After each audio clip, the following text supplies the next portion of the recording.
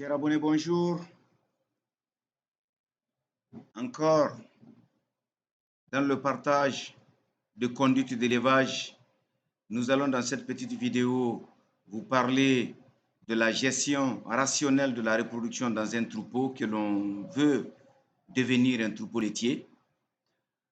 Après l'audit première, deuxième phase, nous vous parlerons de la troisième phase.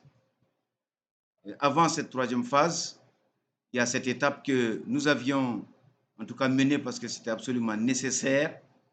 Et il s'agissait de venir vérifier le nombre de femelles en gestation dans le troupeau, parce que quand on veut du lait, il faut avoir le veau. Et dans ce petit exercice de compréhension que vous pourriez vous-même faire dès aujourd'hui ou dès demain dans votre troupeau, c'est de vérifier combien de vaches sont en gestation et de les classer en 3 lots. Le premier lot, c'est le lot en gestation de 1 à 3 mois. Le deuxième lot, c'est de 4 à 6 mois. Et le troisième lot, c'est de 7 à 9 mois. Donc, vous avez 3 lots à gérer, 3 lots à identifier, 3 lots également, en tout cas, extrêmement importants parce que ce sont ces gestantes qui vont rentrer en reproduction pour vous donner du lait. Donc, vous avez vu que c'est le tiers par rapport à la gestation qu'il faut retenir comme repère dans cette petite vidéo. C'est extrêmement important parce que vous avez 2 objectifs à vous fixer par rapport à la production de lait. Une vache doit vous donner 1 veau par an et aussi une vache doit vous faire une lactation par an. Donc, comprenez que si vous aviez 20 vaches dans votre troupeau, vous devrez avoir chaque fois 6 qui sont à un trimestre, 6 qui sont à 2 trimestres et les 6 dernières qui sont tout simplement au 3e trimestre de gestation. En ce moment, les 12 mois de l'année, vous allez produire du lait tout simplement. Sachant que 2 tiers vont produire du lait au moment où 1 tiers, en tout cas, seront taris, mais en train tout simplement de préparer leur village. Donc, cette petite vidéo qui est technique, mais est adressée aux agents techniques d'élevage, aux docteurs vétérinaires, à tous ceux qui sont chargés de la gestion des fermes de production de lait. Et c'est une petite vidéo aussi instructive pour vous.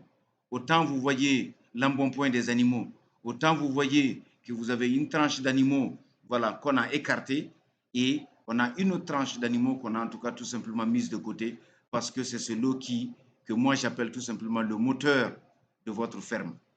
Et sachez travailler avec quand vous êtes spécialisé, quand vous êtes un expert dans ce domaine-là, c'est ce qui vous permettra très rapidement, en tout cas, d'atteindre les objectifs. Travaillez toujours avec des objectifs.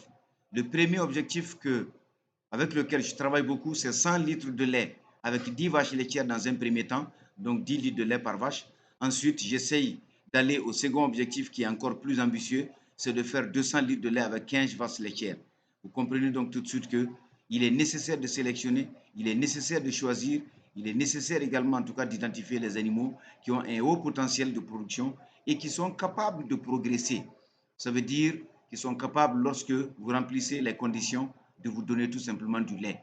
Toute vache n'est pas forcément bonne productrice de lait.